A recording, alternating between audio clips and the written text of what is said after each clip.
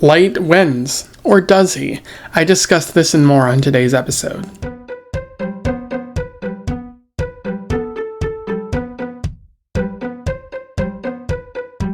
Welcome back to Around the Weird, a booktube channel where I talk about all the unusual and out of the ordinary literature that I found in my travels. I would like to talk about some manga today. I am back on that manga grind, exploring a series that I've been talking about quite a bit.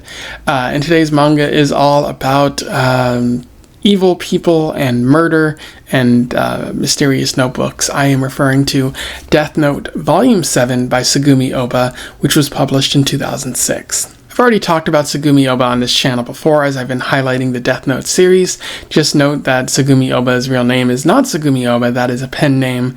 They wrote the Death Note series, which has developed quite a bit of a following and a media empire, and they've written a number of other mangas as well. So pretty interesting author. But let's just get into the Volume 7 exploration. So I'll do a summary, a little bit of analysis, and we will move on from there. So Volume 7 of Death Note picks up where Volume 6 left off. Higuchi is about to be arrested. He was revealed as the leader of the Kira faction at the Yotsuba Corporation. He was playing the part of Kira. And so as he's being arrested, Light's dad touches the Death Note. And he sees Rem, who has been helping Higuchi, or has been sort of hovering around Higuchi during this time. So Light's dad knows that a Shinigami exists, and L also touches the Death Note and realizes what's happening here, that there's a Shinigami at play, and this reveals more to him about how the Death Note works. Light also touches the Death Note and regains his memories, and we see firsthand what his plan actually was. And that was when he originally gave up the Death Note, he had Ryuk and Rem kind of trade notebooks. So now Light's Shinigami is Rem, whereas Misa's Shinigami is Ryuk. Light basically planned for all of this to go down, including the Yotsuba Corporation getting the Death Note, all for him to end up with his memories back. And Light realizes that he has a piece of the Death Note inside his watch that he put there a long time ago, and he uses it to write Higuchi's name in the Death Note in order to kill him before Higuchi reveals anything. And then Higuchi dies, which draws a lot of questions, but nobody can really explain it because Higuchi's name wasn't actually written in the real Death Note. And so everyone begins questioning Rem, at least those who can see them. And L is asking about a bunch of questions about how the rules work, to which Rem kind of makes up a bunch of rules, as well as Light does too, because Light had written fake rules in the book. But it's clear that L is getting closer to the truth, which Light reveals is all sort of a ruse. It's all part of his plan, because he knows that Rem is not going to let L arrest Misa or kill her, so Light is relying on Rem to kind of be protective there.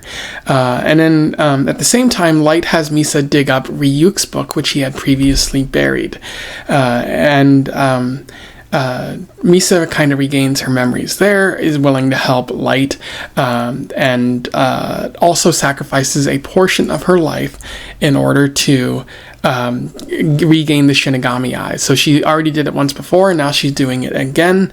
And Light has basically planned for this. And again, Rem catches on to the plan, knows exactly what needs to happen, but can't stop Light without sacrificing Misa, and Rem likes Misa. Very motherly figure there. So Rem then kills Watari, who was L's kind of benefactor, and then kills L, writes both their names in the notebook, and then they die. And then Rem also ends up dying, because doing so kind of expanded Misa's lifespan, and so it's they weren't supposed to be doing that. And then at that point, Light takes over the task force really subtly, and basically gets the suspicion off him and is able to successfully target the real Kira. And then a short while later, Aber and Webby, who Elle had brought in, are killed. And then years begin to pass. And we see that another person is at an orphanage where Elle was training 2 other young people to be just like him, and they're kind of brought into the fold here. And so Kira has become a norm by 2009. About 4 or 5 years have passed at this point, and a lot of people view Kira as right, as true judgment, and crime has gone down, and people are also a little bit scared to be rude in front of their neighbors. We see the emergence of Nier, as well as another friend of Nier's, but all of them want access to the book. They tell the U.S. government about it, and the U.S. sends the FBI to Japan in order to get access to this notebook, one of which the Kira squad still has, and the other of which is mysteriously missing at this point. And all these parties really want the notebook. One of them kidnaps like a police chief who was connected to the Kira squad, and Light just writes that person's name in a notebook and has them kill themselves, which leads these people to believe that Light must be on the Kira squad or something like that, or be pretty close to it. And then because they know that Light's father is associated with the Kira squad, they basically have their goons kidnap Sayu Yagami, who is Light's sister. So things are getting pretty personal and pretty tense at this point, and that's where the story ends there. In terms of analysis, boy howdy is there quite a bit worth talking about here. It would appear that Light has won because Elle is now dead. And I'll talk more about that death in a few moments. But the main thing I want to talk about is evil, because there's quite a bit of evil taking place here. I think Ohba has created one of fiction's most evil bastards in Light Yagami, because the things that he does is awful and terrifying, and he has no remorse for any of his actions. Light's plan essentially involves manipulation. For Misa, manipulation of Rem, manipulation of his own father. It involves murder, letting countless people die, all for the sake of creating this new world that he wants to usher in. And it involves a lot of corporate greed, because he basically allows the Yotsuba Corporation to briefly get rich off the death note, off of Kira's name. And it is worth noting that he is responsible for the Yotsuba Corporation. He basically instructed Rem to find somebody to give this book to, somebody who would cause enough of a distraction. And this feels significant because at the beginning of the series, when he first gets the Death Note, he's like, oh, I'm only gonna, work towards good and evil, or work on fighting evil specifically. I'm gonna create a better world where I'm the god and only the wicked people will be punished. But in order to get out of trouble, he allows the Yotsuba Corporation to gain the notebook, and they're not doing things to punish the wicked, they're doing things to get rich. And somewhat innocent people suffer in the process. They might be corporate businessmen, but they do still suffer, and they are not wicked as other people might be, other murderers, other arsonists, other people of that nature. So even though he's saying he's doing things for good, he's clearly willing to sacrifice a great number of people in order to get out of trouble, in order to ultimately accomplish his goal. And so what is his goal? You would think like, oh, it's to kill the wicked, but when things get tense, it might be to just clear his name, to make it seem like he wasn't a problem. Because there are many points where Light can do that, where Light can give up the notebook and walk away and say, I did this for a time, but I got in way over my head and almost got in trouble.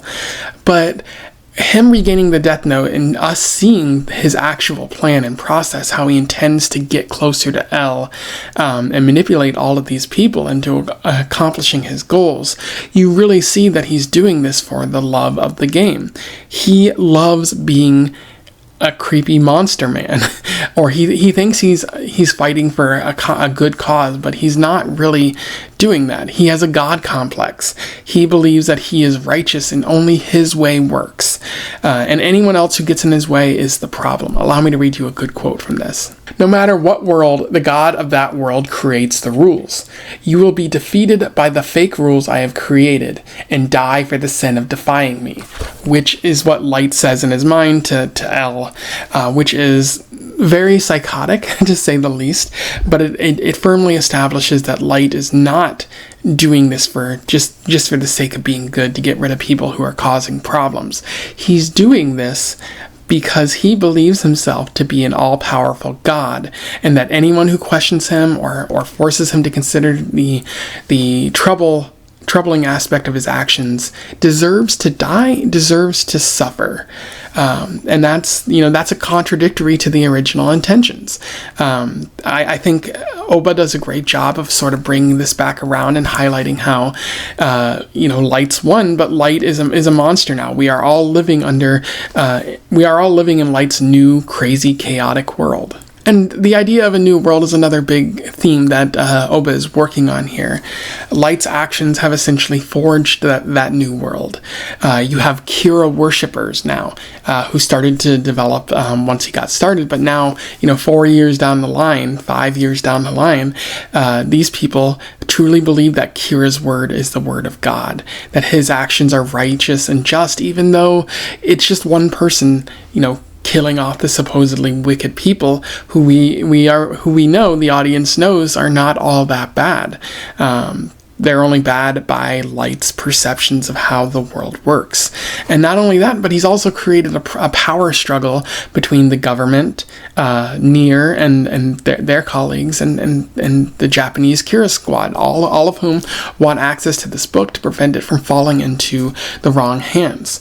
There's a part where Kira is saying that people are nicer now, that they're not doing as much harm to their neighbors. I think it's more accurate to say that people are living in fear, because if you don't know that your neighbor might be Kira, or that your neighbor might rat on you for doing one small bad thing, because people are posting things online, posting pictures of criminals. If you can't trust your neighbors, you're not living in a free society anymore. You're living in a despotic dystopia.